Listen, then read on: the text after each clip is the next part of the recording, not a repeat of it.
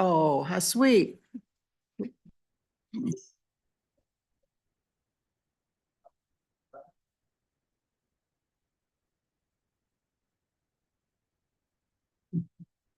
should be good.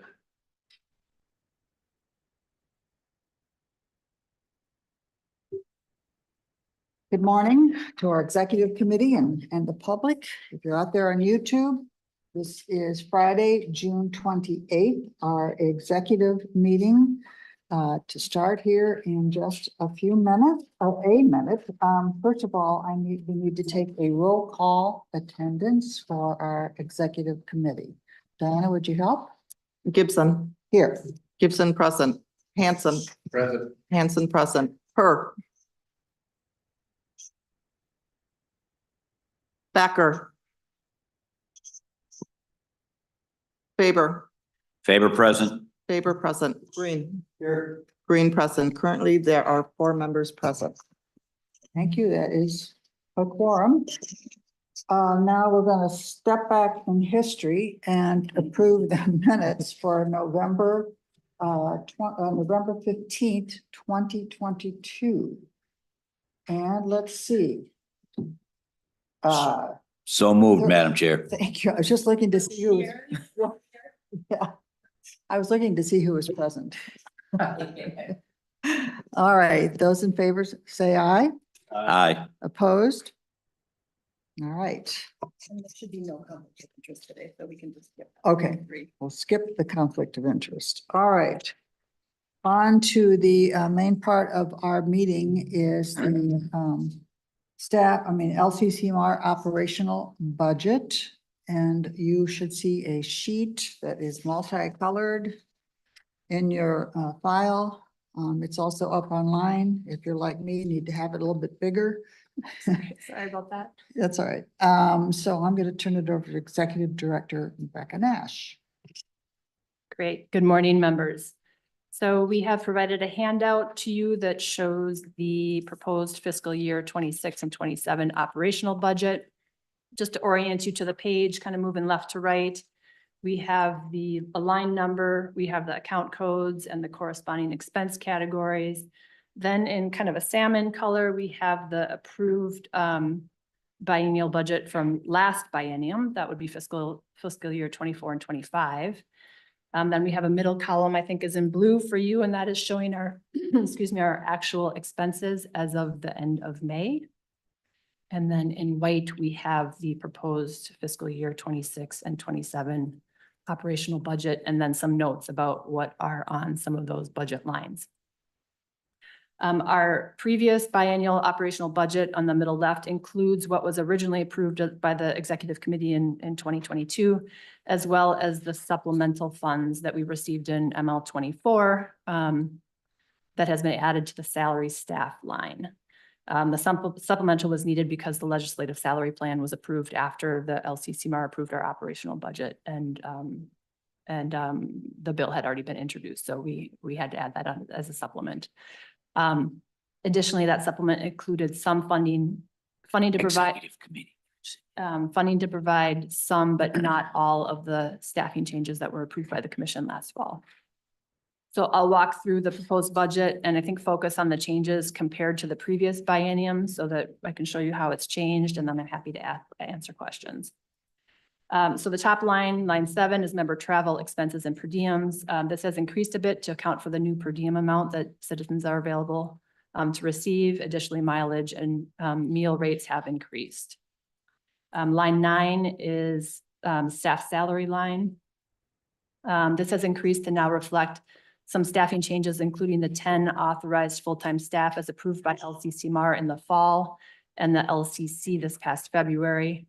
You'll see the insurance rate increases that we used in our calculations there.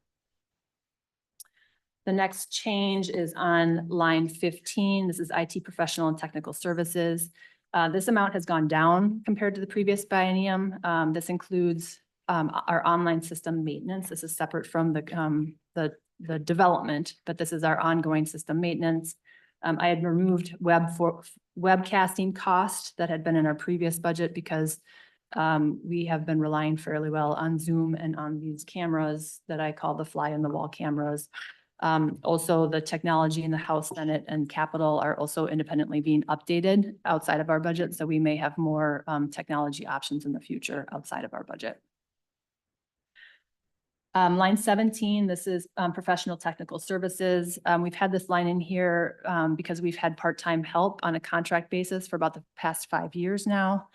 I put a little increase in here. There's a mention in strategic planning about a need for more communications assistance. I don't know what that is. I just put a very small amount in here in case that would require some outside technical assistance.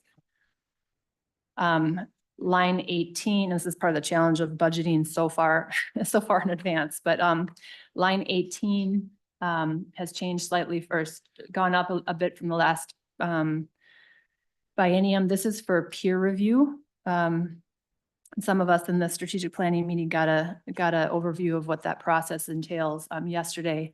Peer reviewers do get paid. They get paid a per diem, and they are still at the $55 an hour rate. They did not get bumped up to 125, and we're having a hard time finding people at that rate, and many of them are taking more than 1 day to review. So I've just moved that up a little bit. Line 21 is repairs and maintenance. This is just increased slightly with more staff. Perhaps this is a little low. Line 23 is the next line that has a change, and that is for computer and system services. This is actually not for computers, but for our annual software licenses. So all the programs that we run, including Microsoft Office and Common Look, which is the remediation software that Diana particularly uses. This is a cost per person, so that increase has gone up as well with more people. Line 27 is equipment non-capital. That is where we put our computers. So those costs are new and replacement computers for 2 new staff plus some replacement equipment. The other line that's changed is other operating costs. This is where our contingency goes. This is severance, workers' comp, unemployment comp, things that we can't necessarily expect. And this is also where we put the placeholder for increases for the biennium, including salary plan approved changes. So the total here is for the biennium is 3.245. Down on lines 31 through 38 is a reminder that our administrative budget is capped at 4% of the amount available for appropriation in a biennium. The projected amount available for expenditure in this biennium is $200 million. So 4% of that would be $8 million. The $3.254 million represents 1.6% versus 4%. That I'm happy to answer any questions. Questions, concerns, Representative? Go, Mr. Faber, you can go first. Thank you, Chair Hanson. Madam Chair, I was just curious, Director Nash, just thinking about you had a big move recently from over here to over there, and then you're there for 2 years. I'm just curious, there's got to be some costs involved in that stuff. What happens to that? Because it could be a substantial amount. Your whole group goes over there. I don't know if that changes any of then your existing costs or whatever. Just curious if that's something we need to worry about in budgeting amounts and stuff. Thank you. Commissioner Nash? Madam Chair, members, it's a great question. We didn't really have a budget for moving over here. When we move back into the state office building, a lot of the items that will be in there will be our cost covered through that renovation budget. We won't really know what we need. So yeah. Yeah, I think that's a very good question. And I also just want to say, as a little bit of a caveat, this is the earliest we've ever had to put together a budget. And we weren't planning on doing this until July 31st. So this is still sort of a preliminary budget. And that's a very good point that we don't have anything in here to cover those unexpected costs for a move. Other comments for Representative Hanson? I would move the proposed budget to get on the table and then some comment. Okay. Comments to that motion? I think the proposed budget is good for this snapshot in time, but the budget is for 2 years when, as Commissioner Faber mentioned, we have the move that's going on. We're starting to see a dramatic increase in the number of projects and the ability, even with the staffing that we've hired. You know, we're depending on what happens to the market today and Monday, but it's likely we're, you know, within a period of time going from 60 or $70 million up to $100 million. And if the constitutional amendment passes, then there's even more that comes in. So you can only stretch so much with existing resources to do that. So if you were going to add staff and update the computers and, you know, provide for communications, I think we've said we need to continue to do more outreach to make sure that people are hearing about what we're doing. And then I think if there's another piece of staff of, are these projects, when they say they're done, are they done? Right. What happens to them? Right. You know, what is the closure? Is it completed? Did they do what they said they were going to do? What would you need beyond this budget? Director Nash? Mr. Chair and members, and I appreciate you asking that. And I think, you know, I think we could use just back of the envelope thinking, you know, 500 plus probably another 300 for our online system, I think would give us something to work with. And I also think it's important to kind of put it on the record that we are not a organization that just stays the same because of the nature of our funding. It's continuing to increase. And so we will need to continue to increase to keep up with that and to keep up with the workload that comes along with that. Madam Chair. Yes. And we're doing this early so that we know how much we can plug in for the admin budget when we're allocating the next few weeks here. Yep. Commissioner, I have a question. Okay, yes, I'll put you on the list. Can you wait? Okay, I didn't know if there was a list or not. Okay, thank you. Yes, there is. And we appreciate you being online here. Okay, Representative Hanson, did you? wanna- So you know, we have the capacity under law to go up to 8%. I think it would be prudent to provide for 2%.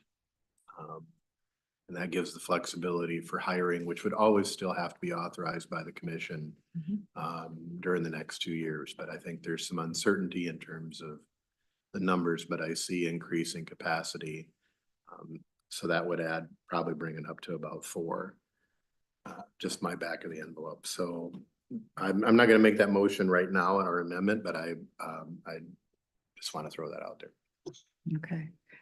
Senator Green, was your hand up before? Yes. Thank you. Got a few questions here. I looked this over this morning and I put it on my computer because this is real exciting. Bring my I'm glasses. sorry. Me too. about that. But start off with the salary. You're increasing the salary by quite a bit, and I did hear what you said, but at this point, you know, we're over halfway through this year. And we're only at 742,000. So we're not even close to the, I guess we're maybe a little over half, but we've got the increases coming. And so if we're running there now, you know, it just seems like a lot of increase. The other issue would be on the per diem and travel. It's included above, it says, but you're looking at $60,000, is that right? Director. So I assume that's what it means when it says included above under the peer review travel per diem. Madam Chair, Director Nash. do you want me to address the salary increase question first? No, I'm just saying that it looks like we're running, you know, pretty good there now, but we're getting an increase. And I did hear you say that you're going to increase staff, but I'm just wondering if that was calculated out. That's something that you can answer, I guess, too, but Sure. the more important one was on the travel, peer review travel.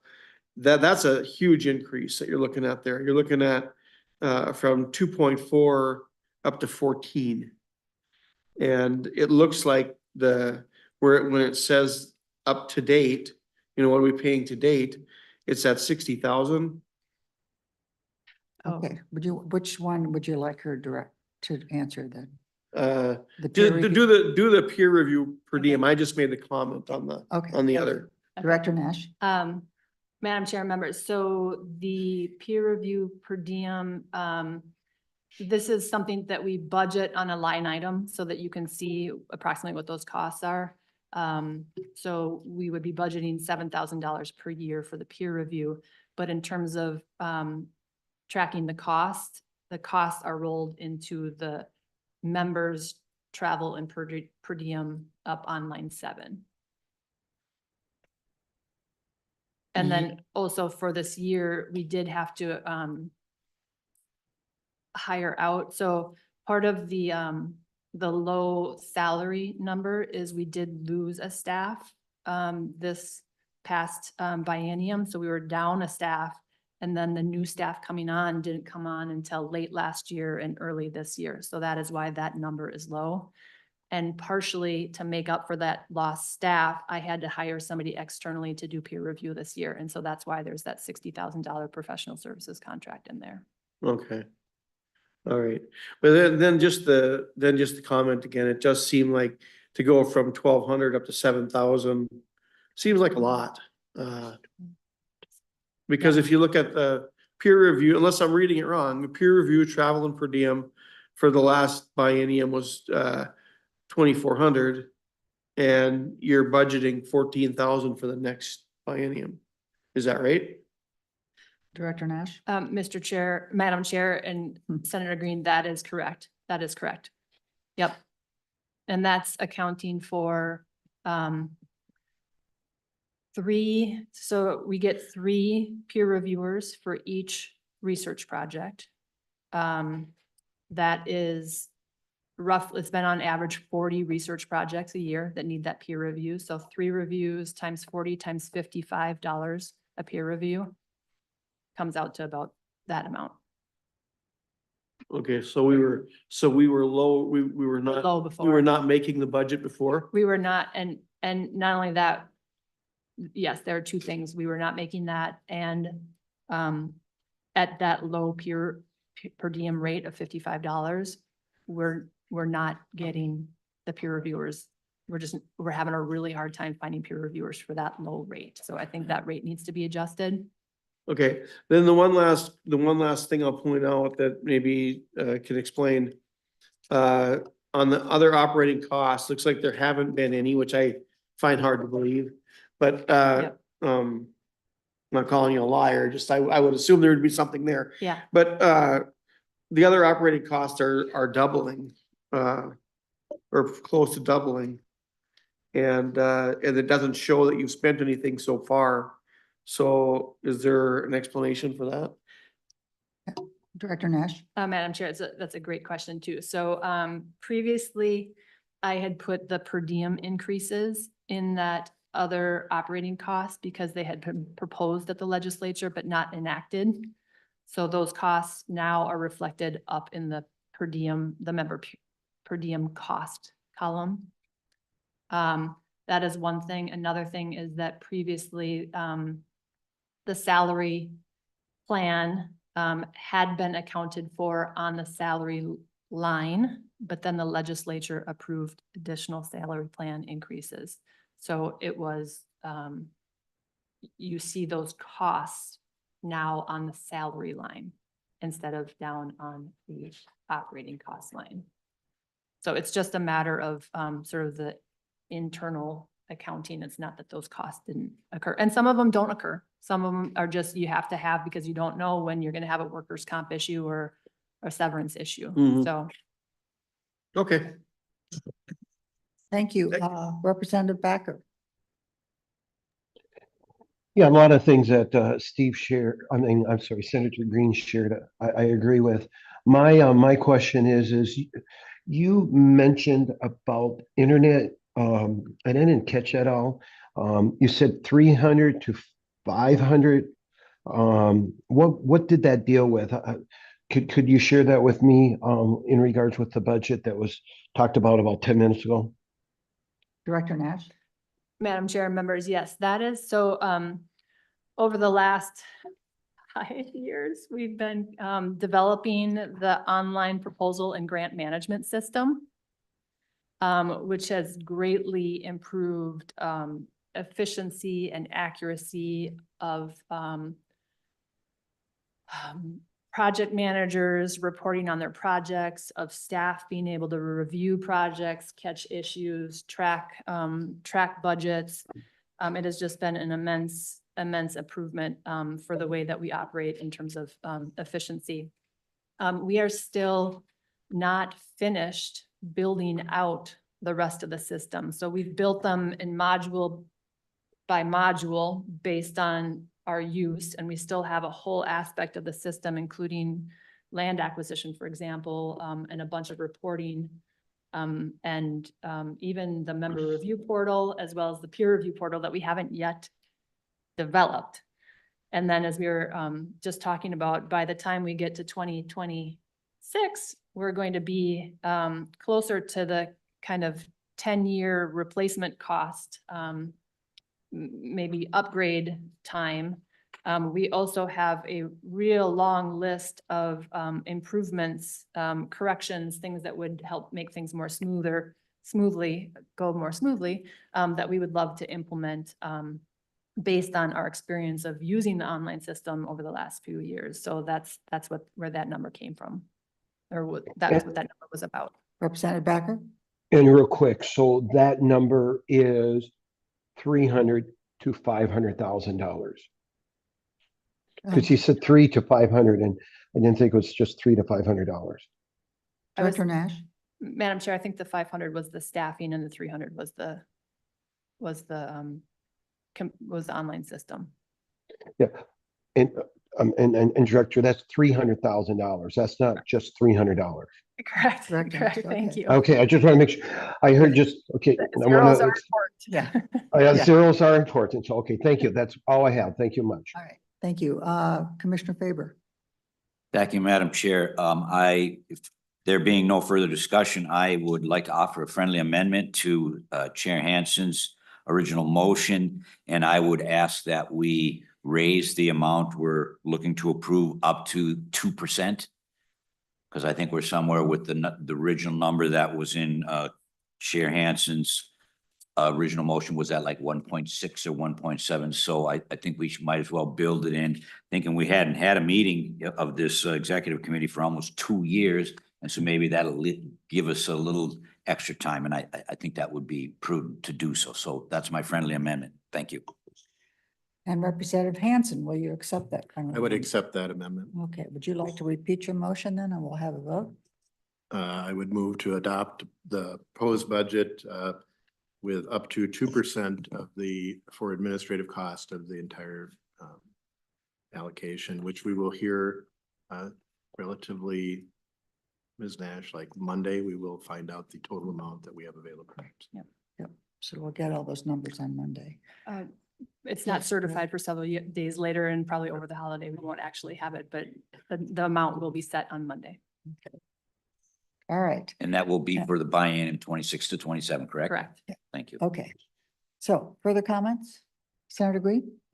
I would just say that I probably wouldn't be in favor of that when we vote on it. I think that the budget is set forth and does to arbitrarily say, well, we can raise it more, so we should, is not really prudent. So I'd speak against that motion.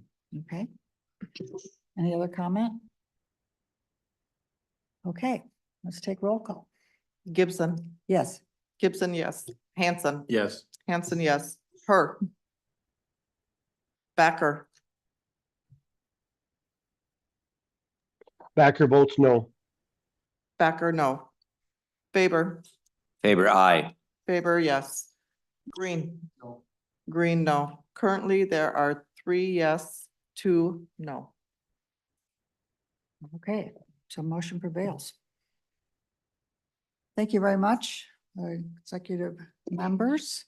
Appreciate the conversation. And we have 5 minutes until we start the regular meeting. So I will